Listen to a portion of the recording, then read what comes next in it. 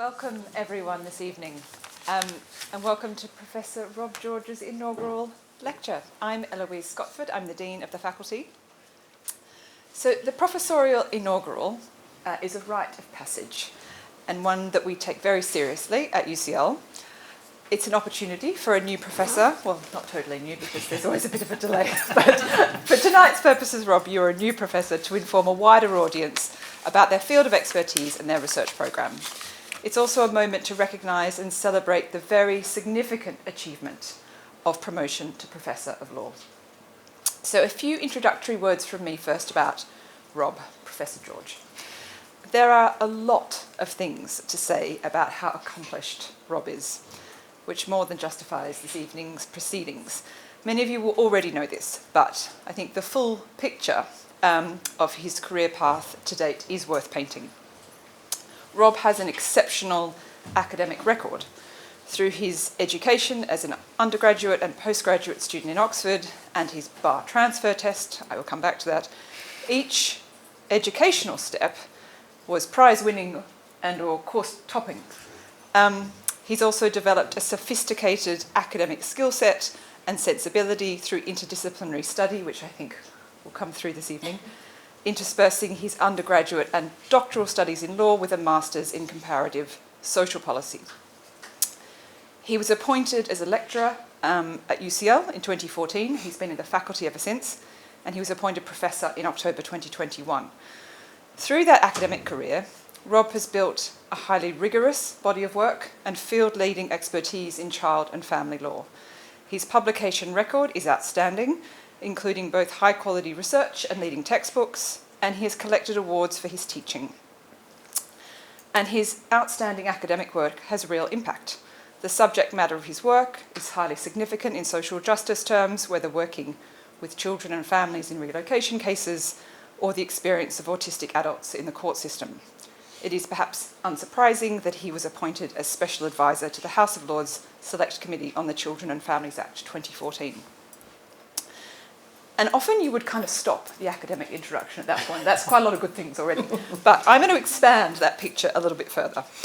As Rob built his academic career as a leader in his field, he managed what few managed to do: simultaneous success in two intersecting, and they are independent careers, as a professor, as just discussed, and as a barrister.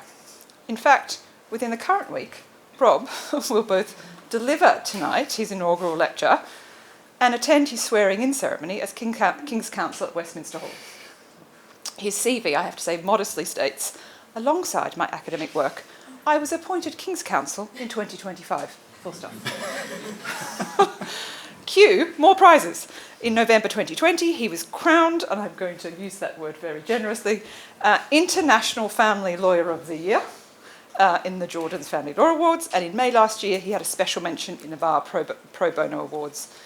Now, I haven't quite finished painting the picture of accomplishment. Rob is also an exceptional citizen in the faculty and at UCL.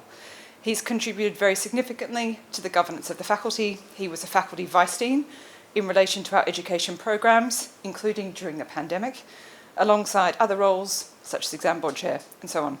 His vice-deanship in particular was not an easy job, and Rob gave himself selflessly and considerably. He also takes on many university governance jobs that go relatively unseen, but require a high level of expertise, professionalism, and fair judgment, and which are essential to the proper functioning of the university. Without excellent and collectively generous colleagues like Rob, this institution would not be as excellent or healthy or as esteemed as it is. We, the faculty, owe you, Rob, a huge thank you, as well as our sincere respect. So with that fullish picture of Rob's outstanding career contribution to date, it really is a privilege to be celebrating and recognising his academic achievements and excellence this evening. Now on to the real introduction. I am here to introduce the chair as well, Mavis Maclean. Mavis Maclean, CBE, has carried out socio-legal research at the University of Oxford since 1974. She's a founding director of the Oxford Centre for Family Law and Policy and is currently a Senior Research Fellow of St Hilda's College and a Research Associate in the Department of Social Policy and Intervention. Mavis has acted as academic advisor to the Lord Chancellor's Department and has served as a panel member in the Bristol Royal Infirmary Inquiry between 1998 and 2001, which is a major public inquiry into the NHS. In 1993, she was elected president of the Research Committee for the Sociology of Law of the International Sociological Association. In 2000, a trustee of the Law and Society Association. In 2002, a fellow of the Royal Society of Arts. And in 2012, of the Academy of Social Sciences. Mavis was awarded the first SLSA annual prize for contribution to the socio-legal community in 2012. In 2013, she was made an honorary bencher of the Middle Temple. Mavis chairs a nice connection with UCL, Thomas Coram Research Unit Advisory Committee at UCL's Institute of Education, and is a member of the Management Committee of the Centre of Family Research in Cambridge. She's joint editor of the Journal of Social Welfare and Family Law and sits on the editorial boards of many esteemed journals. It is my absolute pleasure to hand over to Mavis to introduce tonight's lecture as chair. Well, I was advised to stay here to...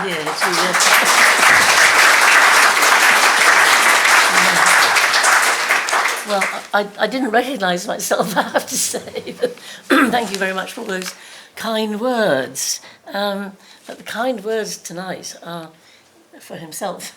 I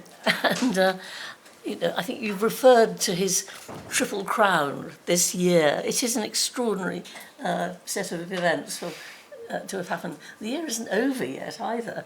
I mean, to have become a KC, to have produced a book which is really, I'm not a lawyer, I have to confess. I mean, I'm only a social policy person who, I do have a very small law degree from, I don't mention that, did you? Which, part-time at London Metropolitan, where they wouldn't let me take the family law paper, and I didn't know why till afterwards, but there were 2 questions on it which were a quote from what John Lecan had written, so I wasn't allowed to do it. But I did that because when the child support legislation was being prepared, it was an interdepartmental piece of work. The Lord Chancellor, then Lord Mackay, was in charge, but he didn't know anything about benefits or all those kinds of things. And so I was bussed in to try and fill that sort of gap. And I've never forgotten one early morning meeting at the House of Lords in his room with all his dressing up clothes hanging up around the place. And we were arguing about something, and he said, "Mavis, you'll never understand because you're not a lawyer." So I thought, aha, now I know what's important, and I defer to you all with great respect. But perhaps what I can do in talking about Rob, who is an incredible person, as well as being, he writes the book, he gets the chair, he comes at KC, the whole works. But perhaps I was actually taken aback when I walked in this afternoon and saw his title. I didn't know what it was going to be, and I am absolutely delighted. And I can perhaps give you a little background on how he may have begun on that primrose path, as it were. I actually met Rob first at the Department of Social Policy in Oxford, now called the Department of Social Policy and Intervention. He came to take the master's degree, Applied Social Studies master's course, and I'd recently arrived there, as you were saying, with my little gang of family law researchers, because I was already on a crusade to try and bring family law and social policy together. They need to talk to each other. In law, the case in front of you is, the ultimate matter of concern. But as time has passed and there are resource problems and pressure of business problems. It's no good only thinking in terms of the individual case in front of you. However brilliantly your reasoning goes, you've got to actually think in policy terms. So there I was teaching research methods, I think. After one session, this nice chap came up to me and asked me about whether it might be a good idea to do some doctoral work here in that sort of area. And of course I said yes. You know, I had just come from being the social policy member of the original Centre for Socio-Legal Studies team to bring my family law gang into the heartland of social policy and try and see how this connection would work. And I think it worked very well. And I think Rob enjoyed it. I think he did a terrific PhD, and he don't have to, no surprise to anybody, and went on from there. You know, and even bringing together practice and academic work, which is far from easy. You know, there are so many different ways of behaving, simply different issues like the time of day that you do the majority of your work, or whether you have to wear funny clothes or not. I mean, there are two quite distinct ways, and he's managed to do it without becoming schizophrenic, and he has actually brought what social policy has to offer into the law in a way that's very new, very important, and other people are beginning to talk in these terms. I don't know if you're talking to all of them, but it's generally, you are the shining example of this very productive marriage, and let's hope there won't be any divorce or any arguments about the children, and that it will go on making family law stronger and more able to help people, and giving social policy, an entrance, an entree into a world which was, as Lord Mackay found out, rather unknown to them. So, and I do think it's absolutely wonderful that he's brought all these things together, and look forward to him doing, thinking more about policy and talking to other people more about policy. And as you were saying, Lisa, his invitation to be the special advisor to the House of Lords committee looking at the 2014 Act was an extremely important appointment for them. They benefited a great deal. And I think Professor George, I should say, none of this Rob. Oh, I've got Rob and Mavis on the table, it's all right. I think they benefited enormously from your knowledge, and that you enjoyed very much this feeling of being in a place where you're not just thinking about things, you're not even just thinking about policy, but you are actually making things happen. And poor old family justice system, as we now talk about it, don't just talk about family law, is still in a very battered and bruised state, particularly since LASPO losing the legal aid, which of course has extraordinarily had an impact on the work of a judge, which was never considered when LASPO was being discussed. Changes, if you're a judge sitting there, two lawyers come with beautiful arguments and all you have to do is think about them.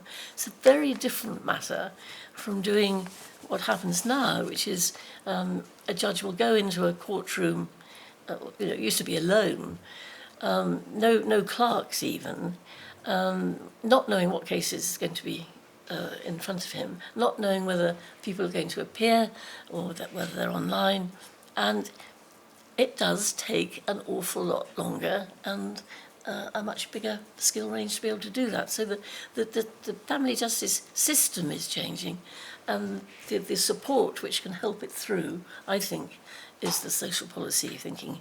So thank you very much, Rob, for coming aboard, as it were, and look forward very much to all you contribute in the days to come. Thank you. Thank you.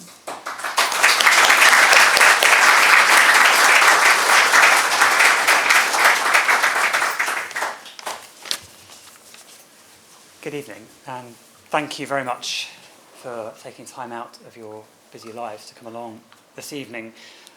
Before I start, I will just say a couple of brief thanks, mostly to the faculty who have been tremendously supportive of my career, and to my deans who have been here while I've been here, Hazel Genn, Pete Dakehout and Eloise Scotford, my wonderful colleague Alison Diddock, who is here, who keeps threatening to retire, and I keep thinking I can't actually cope with that, so please stop with that, Alison. Rachel Taylor is here. I saw her arrive. She has a lot to answer for me being a family lawyer, having taught me as an undergraduate. Thank you for that, Rachel. But really, Mavis is the guiding light of my academic thinking, and a lot of that is why I wanted to talk about this topic today. It's to try to bring together some of the various strands of things that I've been thinking about for the last 20 years. As you've heard, after doing my undergraduate degree, I thought I'd do a master's, and I applied to do the BCL at Oxford, and I was rather put out when they turned me down. But actually, it was a terrifically good thing, and I'm very grateful to have been turned down from doing that course, because that it's been changed since then by people like Rachel, who've added some more socio-legally type things to it. But at the time, it was a very black letter course that wasn't really to my taste, which I think probably came through in my application form, which is probably why they turned me down. And so instead, I applied to do a course in social policy at Barnet House in Oxford. And that link from that degree to what we're talking about today is very much at the heart of it. But Mavis, as I say, is very much at the heart of it too. But it links right through to the title of my professorship here, which is Professor of Law and Policy. And that is to reflect the fact that I'm trying to draw these two things together. So the topic for the lecture is how family law, in the way that it's at least conventionally defined, and come back to that in a moment, is used by policymakers to tackle social problems. And the argument is effectively that the tendency of policymakers to pass new family law legislation in pursuit of stated policy aims is often far from the most effective way of actually bringing about the policy aims that they want to, or say they want to, achieve. And so we'll come through some examples as we go, but rather than, for example, mandating in law that both parents should be involved in their child's life, or that care proceedings, if a local authority is concerned about a child's welfare, must be completed within 26 weeks, irrespective of the issues, policymakers might rather think upstream as to what the cause of those issues is in the first place, and whether addressing them at an earlier point in time might be rather more useful. And so this is a way of seeing what Mavis delightfully called family law as an instrument of family or social policy. And this was in a book that Mavis wrote 25 years ago, and you'll see it very much filters through to what I'm thinking about today. So first, I'm going to set out what I'm talking about by this idea of conventionally understood family law, and then link that into what we're talking about when we talk about social policy. And then I'll explain why thinking about them in these slightly different ways is problematic, or may be problematic, and then give a couple of examples. So, family law and family policy. It might seem obvious, particularly to anyone who's studying family law, and I can see a couple of my students are here, as to what family law is. But actually, it's a quite difficult question, and one that many people, including those in this room, have been thinking about for some time. The typical family law textbook, and I accept, together with Joe Miles and Sharon Thompson, some degree of responsibility for this, as the co-author of one of these books, the typical family law textbook takes a relatively conventional view of family law as being concerned with family formation, a little bit, and family crisis, quite a lot. And they skip over the bit in the middle of actually living your ordinary daily family life. And I've I've put my colleague Alison and Felicity K.Amos' book up here because it is one of the few examples that doesn't only focus on those issues. It has chapters looking at the family-state relationship, called Social Policy, indeed, in the chapter, and another on household economics. And Professor Rebecca Probert has a book in 2007 that she edited, which draws together other ways in which the law interacts with families who are not in crisis. But these are exceptions, and conventionally we are thinking about family law as I say, a little bit of formation and a lot of crisis. But the wider links are important for today's lecture, and it's worth noting that the family court, very much the epicentre, although by no means the only place in which the family law is played out in practice, in fact denies itself the ability to engage with these wider questions. For example, it's not an uncommon situation when parents separate that they will lack the financial resources to provide two homes that would adequately house them and children. A local authority housing department, in a world where there was more resourcing to local authority housing departments, could in theory be called on to help with that. But in fact, the family court isn't supposed to even think about that question, and they were told in Holmes Morehouse and Kingston upon Thames London Borough Council that the purpose of a family court order is not to make an aspirational statement about what will be best for some in some ideal world if it has little prospect of realisation, and the author of that statement is in the room with us. And I make no criticism of the statement. This is how law is conceived. Family law has one function and housing law has a different function, and the functions are not really connected. But it could be that law and policy linked these things together. And we might maybe want to live in this more ideal world. And so it links us back to what then I'm talking about when I talk about social policy. There's no very clear definition of what social policy is, but the academic discipline is interested in the relationship between the individual, the family, the state, and the third sector represented by charities, religious organisations, community groups. And the question is connected to how the responsibilities for different things that society wants to do are divided up as between those different players. Seen from the perspective of the policymaker, social policy is about decisions which affect the allocation of those responsibilities between the different players or change the ways in which the responsibilities are to be discharged. Core areas of social policy relate to health, education, work and pensions, adult social care, and, funnily enough, family policy. But unlike family law, family policy is very uninterested in family crisis and is very interested in intact families and their particularly work-life balance. Issues to do with parental leave policy, flexible working time, maternity and neonatal care, early years education, and family benefits. And the link between these things, to some extent, requires that we, as Linda Handray says in her lovely book on family policy, think about the ways in which things which aren't called family policy at all are actually influencing how families behave and what they are able to do or not do. So family policy asks key questions about what role, if any, the state has in supporting families to live their lives better, about encouraging or not particular forms of family life, and in particular thinking about whether or not the state has a role in encouraging people, particularly obviously women, to have children.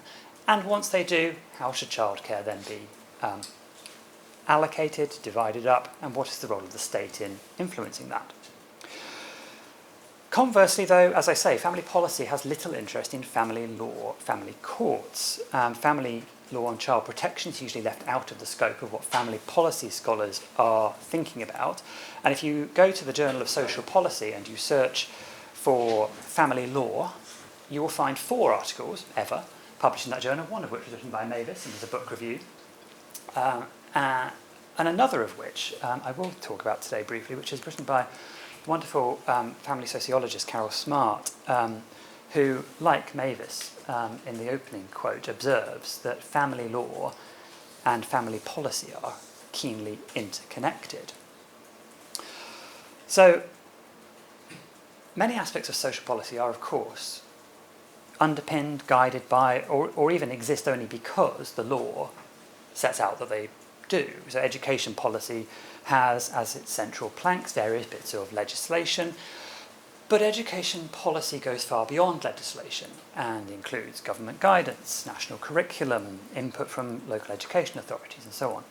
And likewise, family policy has elements of law, but also goes beyond that, with not only things that come top down, but with family and social norms and customs that come bottom up. And so, as Ira Ellman describes it, family is operating in a sphere rich with non-legal obligations that people take seriously. The reason that people do things in their family life is very often nothing much to do with the law telling them that they have to do that. It is because they think that's the right thing to do because of the way that they are influenced by others around them.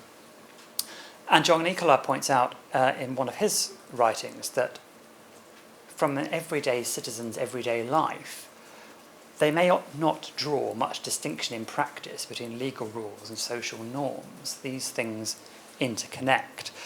And so the relationship between the norms, or non-legal obligations as Ellman calls them, and family law is complex and to an extent symbiotic. Decisions about what the law should say are influenced by existing social norms, both in terms of how legislation is developed, but also how the courts think about setting guidance for future cases. But it's also the case that social norms develop in part in response to what the law says. The law's role, though, in shaping family norms and understandings is complicated, and there is no linear link between these things.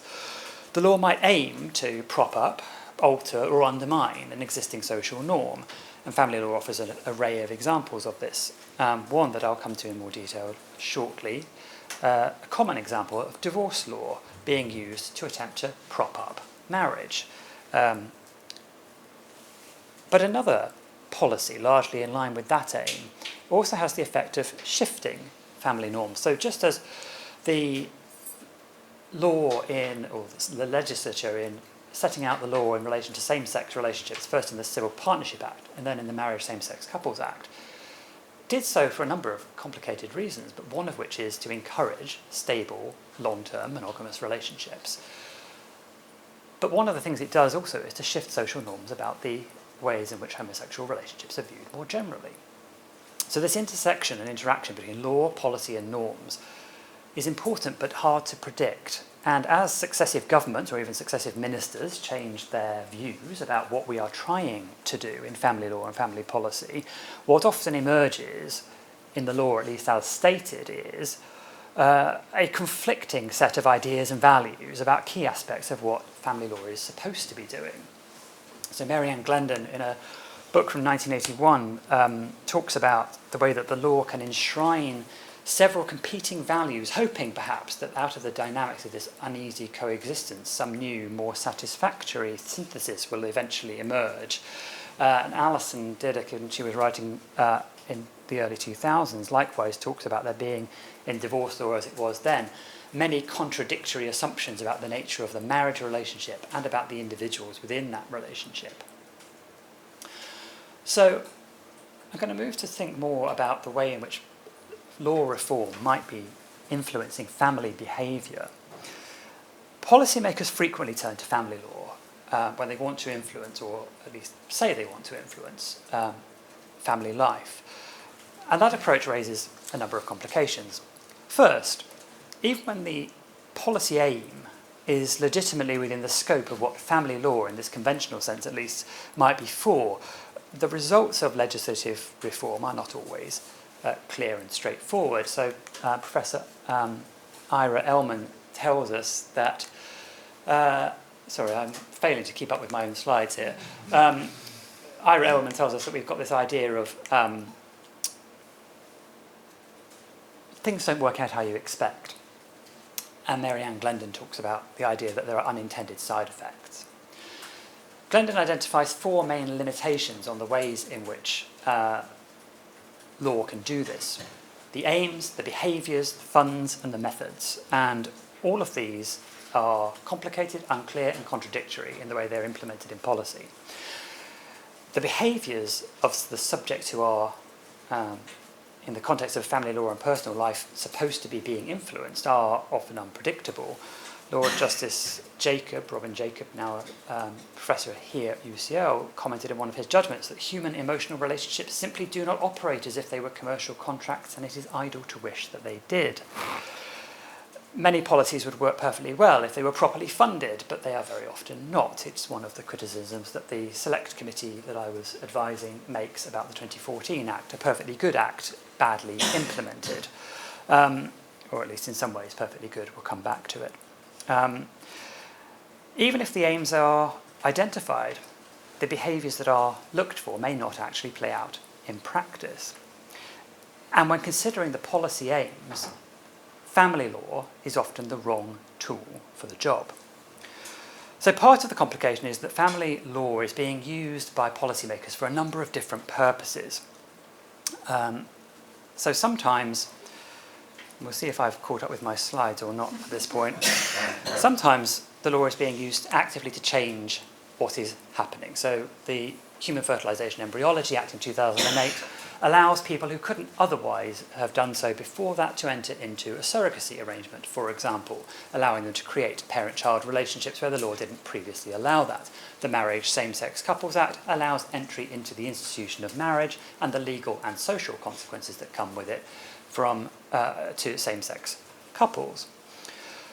Other times, the law is focused on changing the consequences of behaviour. So when we think about the financial consequences of divorce, where there was no power going back to the 1960s, the introduction of the ability to redistribute family assets changes the consequences that flow from divorce.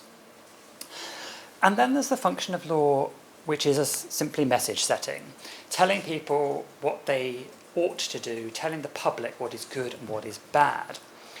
Now, of course, a particular piece of law may be doing more than one of these functions. The Marriage Same-Sex Couples Act both changes your legal status and sets a message about what the government and the state thinks about same-sex relationships. But given that civil partnership had been available for 10 years before the 2013 Marriage Same-Sex Couples Act, extending the legal rights of marriage to same-sex couples, it's at least arguable that the 2013 Act is more about message setting than about practical consequences.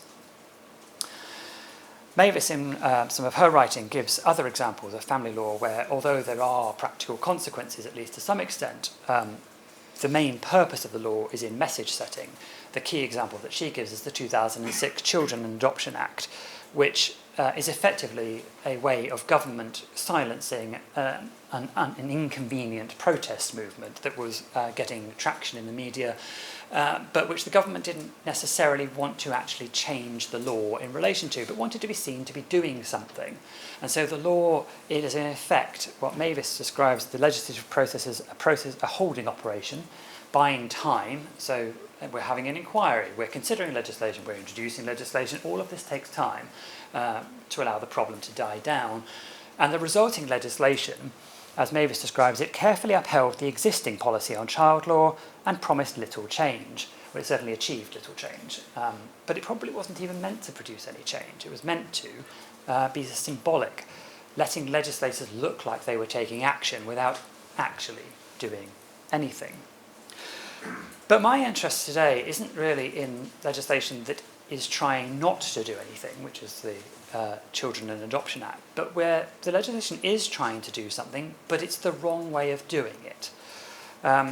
As Mavis notes in her writing, the extent to which legislation can deal with social problems remains limited. And there are some social policy aims where legislation is never going to be able to deal with it, but that doesn't stop politicians from trying.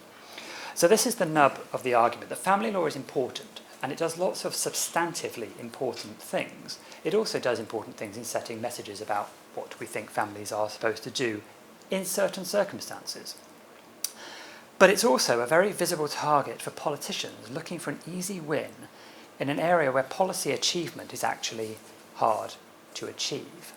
So, 3 examples for the rest of the lecture of how this plays out in practice. We'll start with a short first example. The old chestnut of marriage law, marriage is being saved by divorce law. Alison Diddick sets out in her lovely book Laws, Families in 2003. It's a very frequent refrain of divorce law reform that its aim, somewhat ironically, is to save marriages.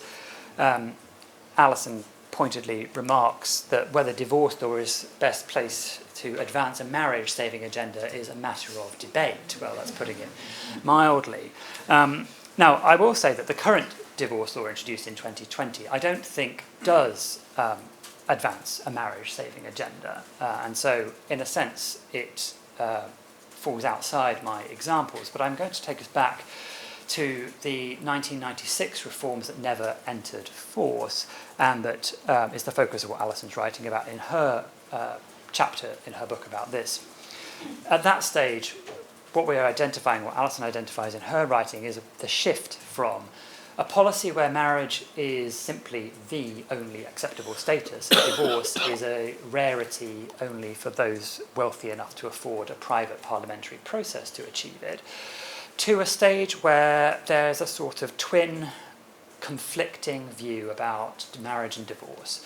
That on the one hand, marriages are to be saved, but an acceptance that that won't always be possible, and that when it isn't going to be possible, the secondary aim is to divorce responsibly, as Helen Rees termed it in her 2003 book, and so that even if the marriage itself can't be saved, the fallout of it will be minimised, and the family, particularly the consequences for children, will be reduced.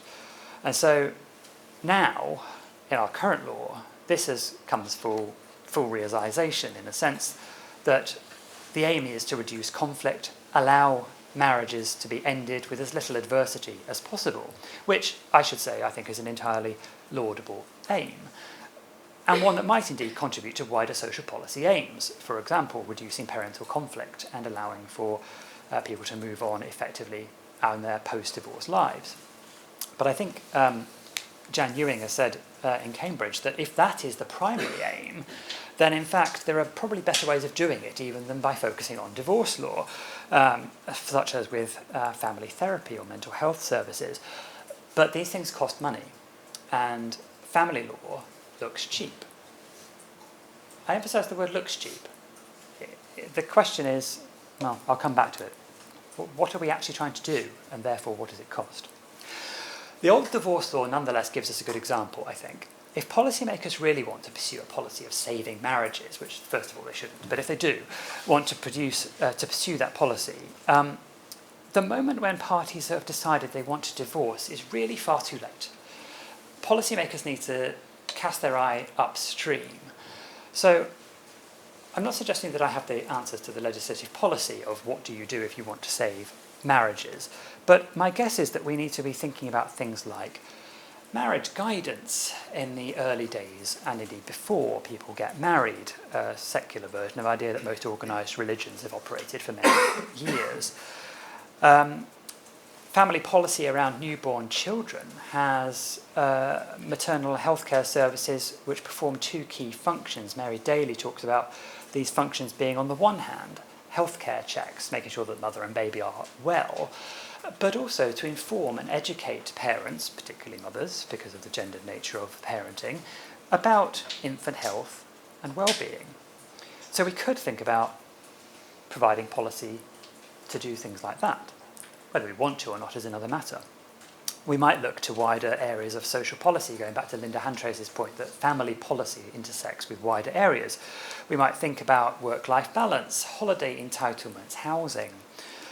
A 1999 study by the National Family and Parenting Institute that is quoted in Alison's book talks about family members who were interviewed identifying that issues about traffic, streetlights, public transportation, low wages, accessibility of shopping and business centres, and racism were crucial to their everyday familial lives. And all of these things connect. If we're interested in saving marriages, all of these things need to be thought about.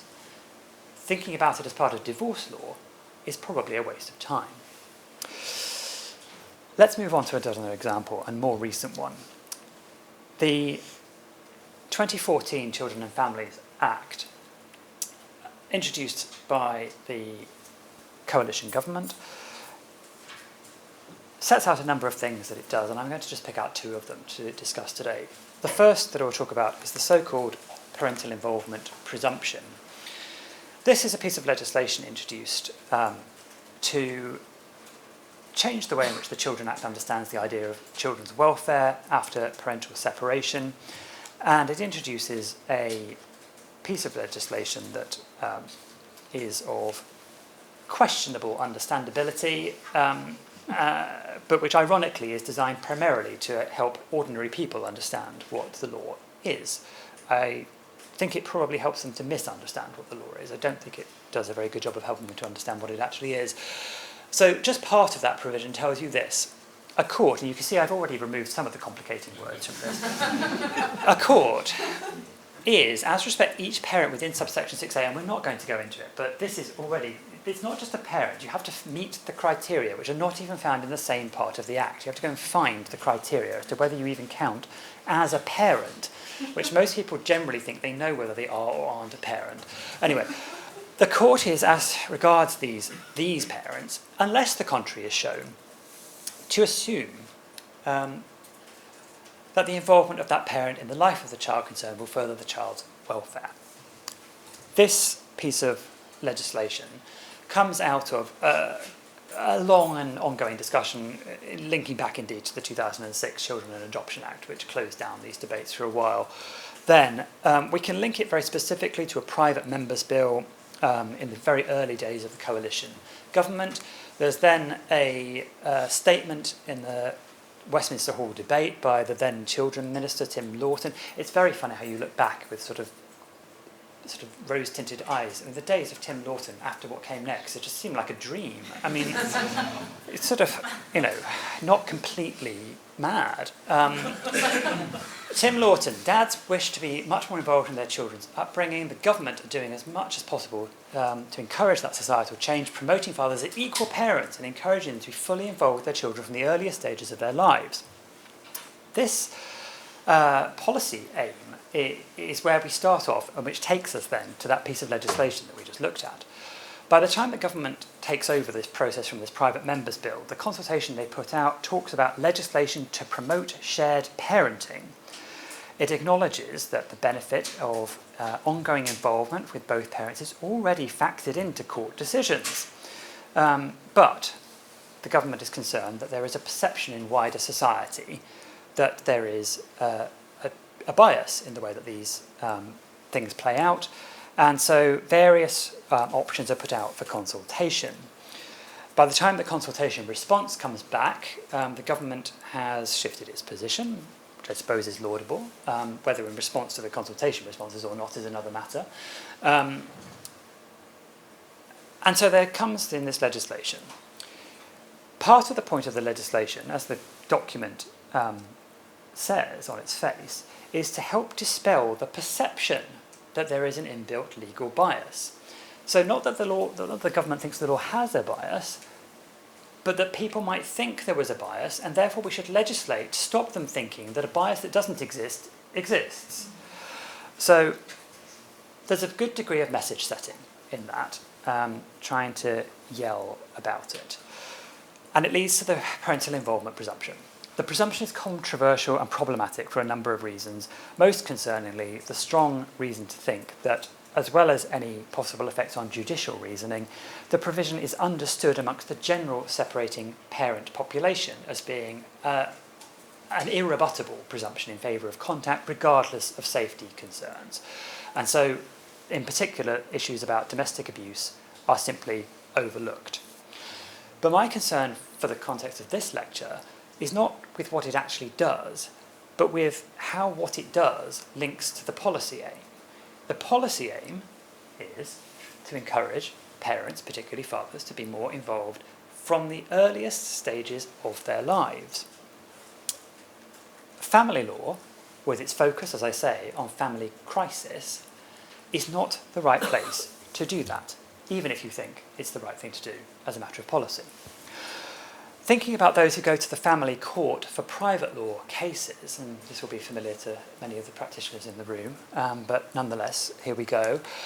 This slightly difficult to read graph talks about the extent to which people who make applications to the family court are overrepresentative of people in lower or more deprived social areas. So the lines across represent each of the 5 quintiles of social deprivation, least deprived at the top, most deprived at the bottom. If people were averagely represented in the family court, you would see the bar chart simply reflect those lines across. What you actually see is that the people at the very top in the least deprived areas make the least use of private law applications. Similarly, we know there is a massive overprevalence of various mental health conditions, including, in this example, depression amongst the court-going population. So the blue lines on all these graphs are court population in private law cases. The yellow lines are the general population by comparison. So did you go in the year before making your application to the family court to your GP or hospital or the bottom line combined, in this case in relation to depression, massively overrepresentative population. Continuing on, the same with substance abuse. The same pattern is seen. And finally on this graph, domestic abuse. Have you reported domestic abuse? This graph at any time, there's a similar graph in the Nuffield Family Justice Observatory report that this comes from, for just in the last year. Either way, all of these issues are massively overrepresented in the court population compared to the general population. 20 times more likely that you've experienced domestic abuse in the previous year. We also know that rates of conflict are extremely high because people typically go to the family court only when they feel they have no alternative. They have already tried to resolve things in other ways and have been unsuccessful. The point of this is the population of people who attend court to deal with private law issues are, on numerous measures, atypical. They are more disadvantaged, they have greater degrees of mental health difficulties, they have higher degrees of drug and alcohol misuse, they have higher degrees of domestic abuse, and high degrees of conflict. So if the policy, going back to Tim Lawton's claim, is that we want to try to increase shared parenting, this population of people who have already failed to agree what they want to do is probably not the right place to look. We need to take the policy aim upstream. These are difficult societal patterns for government to influence. But insofar as it can influence them, influencing them in family law with its focus on family crisis is not going to be the answer. The answer is going to be in wider family policy, for example, in parental leave and social policies around flexible working time. Just to take an example of that before we move on, English law provides that if you meet various eligibility criteria in the first place, men can take up to 2 weeks of paternity leave when their child is born, paid at statutory rate or up to 90% of their earnings, whichever is lower, and then 50 weeks of parental leave can be shared between either parent if they wish. Take-up rates are hard to assess, but a 2015 study found that the amount of time that fathers were taking off work could be counted in days, with only 50% taking the full 2 weeks. The full 2 weeks, I mean, honestly. 10 years later, a research study in last year says that the average duration is 3 weeks. By contrast, and it's I always think it's so dangerous. Mavis told me you should always avoid doing what I'm about to do, which is called picture postcard comparative law, which is to go and say, isn't it all jolly somewhere else? But anyway, in Sweden, parental leave policy is taken up by 82% of fathers, and 30% of all parental leave is taken by fathers. Parents are entitled to 480 days of parental leave. 90 days are allocated to each parent and can't be shared. Otherwise, the rest can be shared. 300 days can be shared however you like, and at any point up until the child's 12th birthday. 45 days of your 480-day allocation can also be given to somebody who isn't one of the parents at all, a grandparent or a family friend. Now, obviously this is just one measure and it is not the only measure, but if policy really is looking to encourage parents to share parenting and encourage fathers in particular to be more involved in their children's lives, focusing on the moment when the parents have separated and are in crisis, having already had a period of time when they were living their lives as parents, is just too late. And the process needs to be focused upstream. The final example that I'll talk about today is care proceedings, and in particular the way in which the law has introduced a 26-week timetable for care proceedings to be conducted. The state of the law concerning care proceedings, or public family law as it's sometimes termed, is well known to anybody working in the area. The number of applications being made to the family court by local authorities concerned about abuse and neglect of children in their areas shot up after the high-profile death of baby Peter Connolly in 2008, which led to a very public scandal about failure by the local authority in inverted commas to intervene to save that child from what ought to have been readily identified abuse. But the numbers of cases shot up as a result, a 50% increase over the following 2 years, from around 20,000 children being involved in family court care proceedings every year to around 30,000 a year, and the number has stayed steady since. Funnily enough, no additional resources were provided to meet that 50% additional need. And so this graph shows you two different things. On the orange line, the number of cases per year from 2011 to 2023, when the data are currently available. There's fluctuations from year to year, but broadly speaking, they are steady. And the blue line, the average duration, the median, I should say, duration of care proceedings in those years. The green line is the 26-week target. So you can see that briefly, in 2014, 15, 16, this target was met. It hasn't been met since, and whether it will yet be met again, we'll see. But the timing became a matter of serious policy concern. By 2010, the mean average duration was 53 weeks. By 2011, it was 55 weeks. This is, which is to say, over a year in the lives of often extremely young children. And so the solution to this policy problem, as identified, is a rather one-dimensional answer, which is to statutorily require that the cases be done quicker. So briefly, by way of court rules and then by way of legislation as part of the 2014 Act, it was dictated that care proceedings must be concluded within 26 weeks. The Act doesn't actually say there's an exception to this, although the court has helpfully created for itself an exception, although I think it still requires quite high-level sign-off if cases are going to go over that 26-week target. And so the statutory aim simply becomes to finish the case, get it done quickly. Two things were added to the Act to help this. First, the local authority's ability, or any party for that matter's ability, I should say, within the care proceedings to gain expert insight and assistance was reduced. The court was told experts may only be appointed in any case involving children where their involvement is necessary to assist the court to resolve the proceedings justly. The court has been remarkably willing to collaborate with policymakers in this regard by interpreting that provision extremely narrowly.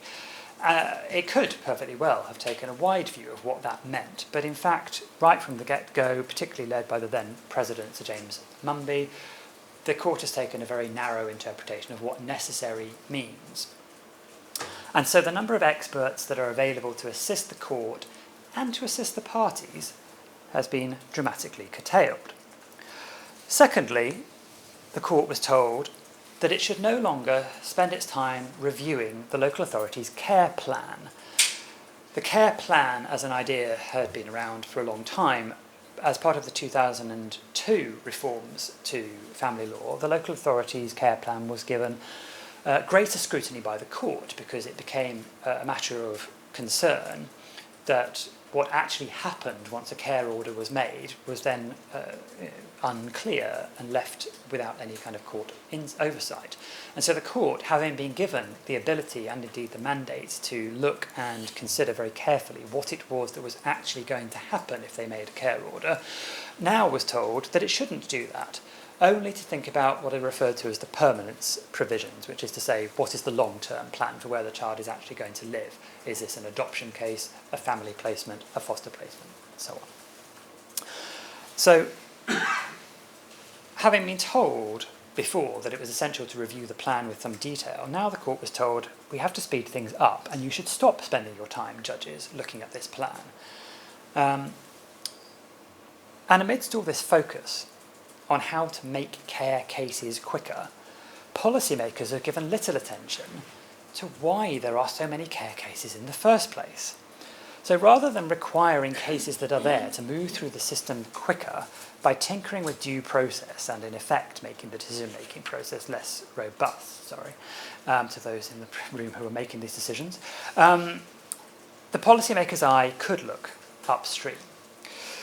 The first port of call in thinking about what the causes are, and therefore what the solutions to these cases might be, is to think about who are the people coming to care proceedings in the first place.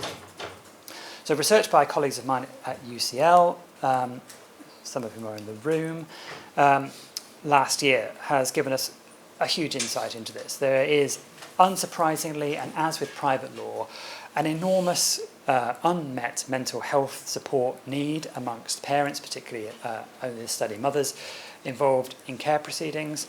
There is a huge link between being a young mother and being involved in care proceedings. There is a link between living in a deprived neighbourhood and being involved in care proceedings. There is a link between being involved in a hospital admission for either physical or mental health condition, disability or adversity-related cause. All of these are highly correlated with being involved in care proceedings. The biggest single risk factor in being involved in care proceedings is having been involved in a previous set of care proceedings. A third of mothers who've had one set of care proceedings will be involved in a second set of care proceedings within 8 years. The lack of upstream support services for parents, particularly in terms of mental health support, is a notable cause of the problems that then turn into care proceedings. This links obviously to a general problem of resourcing. A huge amount of money is spent on care cases. They're incredibly expensive, but so much of it is focused on the point of crisis. Local authority budgets are stretched to and beyond breaking point. There has been, on average, an 18% drop in local authority budgets over the last 14 years, but that average is not representative of what is actually happening, because 26% drop in the most deprived boroughs and local authorities versus an 11% drop in the least deprived. Spending on children's social care actually rose during this period, but what the money was being spent on changed. There's been a 30% increase in the use of secure accommodation. This is where children, for their own protection, are placed in placements where they are unable to leave. They are extremely resource intensive and they've been increasing massively. The general cost of placement in any children's home, which is not the majority of placements, it should be said, but is a substantial part, has increased by 20% in real terms. Conversely, money for Sure Start centres has dropped by 67% and funding for youth centres by 70%. These are the kinds of services that might help to prevent the need for care proceedings arising in the first place. So taking a broader view of local authority budgets, a 9% increase in family spending is a 9% increase that is entirely focused on crisis and not at all focused on prevention. So the tragic self-fulfilling process is that local authorities with reduced budgets cut support services and discretionary spending, as it's referred to, while at the same time having to take a more interventionist approach with the removal of children from their families and care proceedings. Add into that, and I'll be brief with this point, cuts to local authority social work budgets more broadly, cuts to legal aid, cuts to CAFCAS, cuts to the court service, And you end up with a system where it is simply unsurprising that there are more cases involving child protection and that they take longer. But responding by simply cutting the length of time they are allowed to take has the effect of simply removing the possibility that the process might actually be beneficial. The idea that the local authority, now engaged with the family, might be able to work with them to improve the parenting that's being provided is reduced if the aim is simply to finish in 26 weeks. So, to wrap this up, from the perspective of government, with a particular focus on reducing financial expenditure in the short term, seemingly irrespective of the long-term consequences, family law looks like a good bet. Passing legislation allows government to appear to be doing something, giving a legislative victory to government or the minister involved, sending a message about government values and priorities, but without actually costing any money. The family court is already up and running, and what we do with the judge's time doesn't really make any difference. There's no new agency to set up, no new employees to hire, and you can be sure no new money that follows from the legislative reform. But my argument in the lecture is that this new legislation can come with unintended consequences. So where the policy maker uses family law to achieve a quick win, being seen to promote parental involvement in children's lives, being seen to speed up care proceedings, actually there's no real regard being given to the knock-on effects of all of this. For example, has this legislation actually put more children at risk? Misinterpreted by the general public, allowing abusive parents to be spending time with their children when they shouldn't? Has reducing the length of care proceedings in this top-down way actually reduced the ability of the court and the local authority to make meaningful change, and at the same time distracted local authorities from doing what they might have done of spending their money trying to prevent cases from arising in the future? Furthermore, these family law reforms represent a lost opportunity, because despite appearing to represent action being taken in relation to these identified social problems, they are unlikely to actually make real difference in terms of meeting the professed aim. So the reforms to care proceedings are a case in point. Although in the short term, as we saw on the graph, they were successful in reducing the length of proceedings and therefore the burden on the court and so on, in recent years those numbers have rebounded such that we've had to have a relaunch from the President of the Family Division of the 26-week deadline, again stressing the importance of timely resolution. But perhaps if some of the underlying reasons for the increase in the cause had been tackled by policymakers in the first place, that wouldn't have been necessary. Seeing family law as a tool of family policy allows it to be seen in the context of a wider array of possible policy levers that could be pulled when seeking to achieve the underlying aims of changing social norms, social behaviours, or responding to social problems. The Children Act sees this interaction in the way that it's structured. For example, the local authority has a duty under the Act to take steps to avoid the need to bring care proceedings, and that duty is coupled with wide-ranging powers in Part 3 of the Children Act, giving the local authority wide-ranging powers and duties to support children and families. But while the Act itself is widely and rightly heralded as a great success, the framework is undermined by the lack of resources made available to those support services, and which leads to a focus being, once again, on crisis rather than prevention. The argument that I've presented here has some resonance with colleagues who call for what's sometimes termed a public health approach to family law. The Robert Wood Johnson Foundation sees public health as requiring consideration of the social determinants of health problems, and amongst lawyers, my UCL colleague Matt Jay, who is here, describes public health approach as requiring a transdisciplinary integration of law, social science, epidemiology, and administrative data to allow us to understand how the family justice system operates, who uses it, and the short and long-term consequences. He goes on to say that discovering the upstream health and social determinants of family proceedings could inform early intervention to support parenting, improve family and child health, reduce conflict and adversity, and prevent the need for court involvement in the first place. My argument is that making these changes in the targeted field of family law, with its focus on family crisis, as a way to bring about societal change, is likely to come far too late and to be ineffectual in achieving those wider social policy aims. Policymakers who want to create stable families, to promote the active involvement of both parents in their children's lives, to avoid the need for family court proceedings and compulsory state intervention in family life would, in my view, be well advised to leave family law to one side and to think instead about the upstream policy choices that influence those issues in the first place. Thank you very much.